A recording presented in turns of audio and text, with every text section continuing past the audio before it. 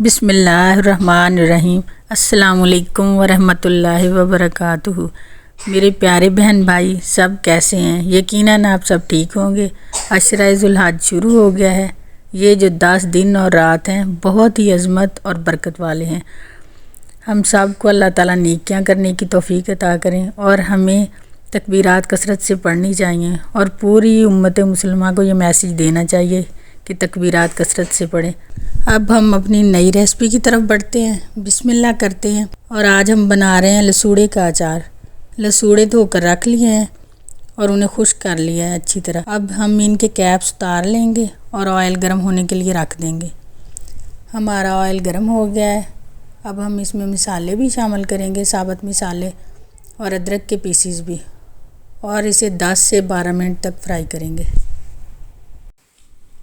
لسوڑے fry ہو گئے ہیں۔ لسوڑے fry کرتے وقت ہلکی ہلکی سی وہ ان کی گوند سی نکلتی ہے، اس لیے ہم نے جو وہ مسالے ڈالے تھے انہیں ہم ریموو کر دیں گے، اور مسالے اس لیے ڈالے تھے کہ اس میں پیاری سی خوشبو آ جائے۔ لسوڑے کے ساتھ ہی ہم مرچیں بھی فرائی کریں گے، اور پہلے ادرک اور جو لہسن ہے اس کو بھی تیار کیا ہوا ہے۔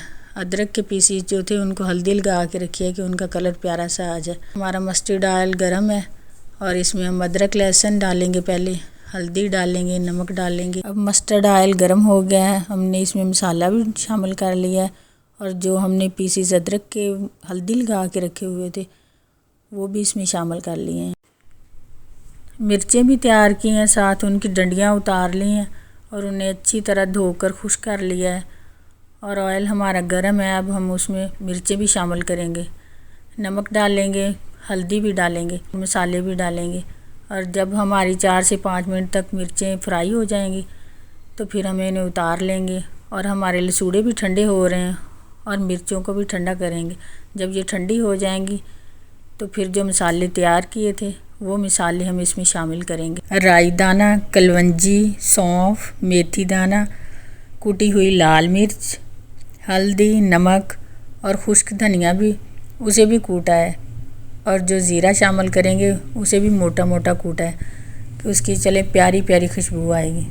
جو لسوڑے ہم نے تیار کیے تھے وہ بھی دیکھیں ماشاءاللہ کتنی شائننگ ہے ان میں، اور مرچیں بھی ہماری سبحان اللہ بہت اچھی فرائی ہو گئی ہیں۔ ہم نے 4 سے 5 منٹ انہیں فرائی کیا ہے، اور جو مسالے ہم نے تیار کیے تھے اب اس میں شامل کریں گے اور اس کو اچھی طرح ہلائیں گے، اور پھر اس میں جو آئل ہم نے تیار کیا تھا وہ آئل بھی اس میں شامل کر دیں گے۔